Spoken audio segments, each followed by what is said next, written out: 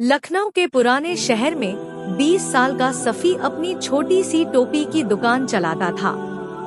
उसके अब्बू मरहूम हाजी इमाम एक मशहूर टोपी बनाने वाले थे, लेकिन 1 साल पहले कैंसर से उनका इंतकाल हो गया था। सफ़ी की अम्मी सुमैया घर में कपड़े सिलने का काम करती थी। उसकी बहन नूरा 18 साल की थी, बहुत तेज, लेकिन कॉलेज की फीस नहीं भर पा रहे थे। आजकल लोग मॉडर्न कैप्स पहनना पसंद करते थे। इस्लामिक टोपी की डिमांड बहुत कम हो गई थी। सफ़ी के पास सिर्फ जुमे की नमाज के दिन 4 से 5 ग्राहक आते थे। रोज फजर की नमाज के बाद सफ़ी अपने अब्बू की बनाई हुई टोपियों को देखता और सोचता कि कैसे इस कारोबार को आगे बढ़ाए। एक शाम जब सफ़ी मायूस होकर दुकान बंद कर रहा था, एक बुजुर्ग दरवेश पीर सुलेमान 80 साल, सफेद दाढ़ी, रूहानी आंखें अंदर आए। बेटे सफ़ी, उन्होंने कहा, तुम्हारे वालिद बहुत नेक थे। उन्होंने मेरे लिए कभी मुफ्त में टोपी बनाई थी। सफ़ी ने अदब से कहा, पीर साहब, आप कुछ चाहते हैं? पीर सुलेमान ने एक सफेद रेशमी कपड़े में लिपटी टोपी निकाली। यह तुम्हारे लिए है। इसे पहनकर जो भी काम करोगे, अल्लाह बरकत देगा। टोपी बहुत खूबसूरत थी, सफेद रंग की, नरम मलमल की, और उस पर छोटे छोटे अल्लाह के नाम सुनहरे धागे से कड़े हुए थे। लेकिन याद रखना, पीर साहब ने समझाया, यह तभी काम करेगी जब तुम्हारी नियत पाक हो और तुम दूसरों की मदद करो। अगली सुबह सफ़ी ने वह खास टोपी पहनी। अचानक उसे अपने अब्बू की सारी स्किल्स याद आने लगी, जैसे कोई उसे सिखा रहा हो। उसने एक नई डिजाइन की टोपी बनाई, ट्रेडिशनल लेकिन मॉडर्न टच के साथ। जब वह काम कर रहा था, तो उसके हाथ किसी एक्सपर्ट की तरह चल रहे थे। पहला कस्टमर आया, रजा भाई, 30 साल, इंजीनियर। उन्हें जॉब इंटरव्यू के लिए अच्छी टोपी चाहिए थी। सफ़ी ने अपनी नई टोपी दिखाई।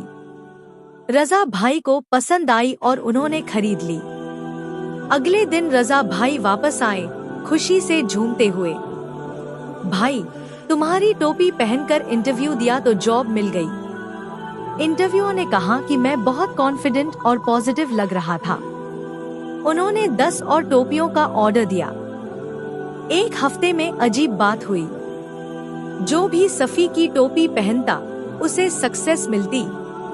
एक स्टूडेंट का एग्जाम अच्छा गया, एक बिजनेसमैन का डील सक्सीड हुआ, एक मरीज की तबीयत बेहतर हुई, एक परेशान आदमी को पीस मिली। वर्ड ऑफ माउथ से सफ़ी की फेम फैलने लगी। लोग कहते, सफ़ी की टोपी लकी है। ऑर्डर्स की बाढ़ आ गई। सफ़ी ने नए वर्कर्स रखे, दुकान एक्सपैंड की। नूरा का कॉलेज एडमिशन हो गया। परिवार में खुशहाली आ गई। लेकिन सक्सेस के साथ साथ सफ़ी के दिल में अहंकार भी आने लगा। वह सोचने लगा कि यह सब उसकी स्किल की वजह से है।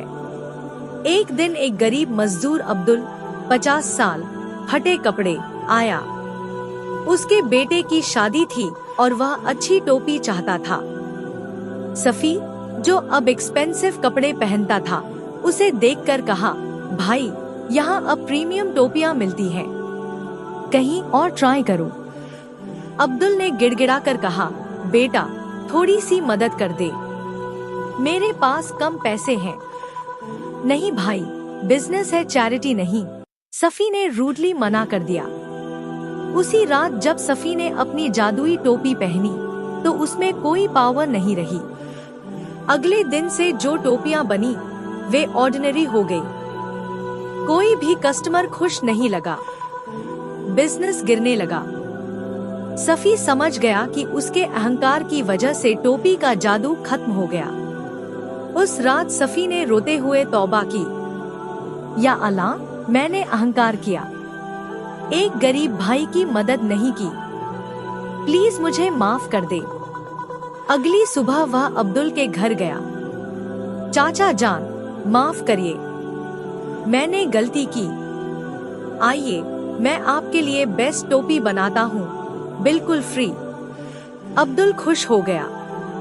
सफ़ी ने प्यार से उसके लिए ब्यूटीफुल टोपी बनाई। जैसे ही अब्दुल ने वह टोपी पहनी, उसका कॉन्फिडेंस बढ़ गया और चेहरे पर खुशी आ गई।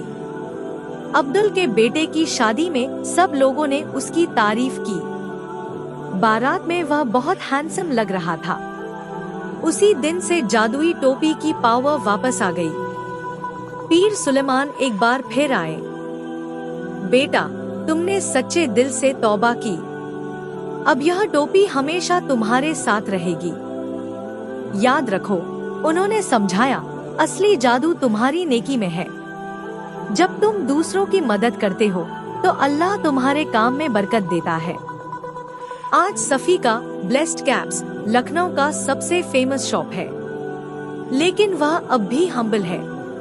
उसने रूल बनाया, हर फ्राइडे गरीबों के लिए फ्री टोपियां बांटना।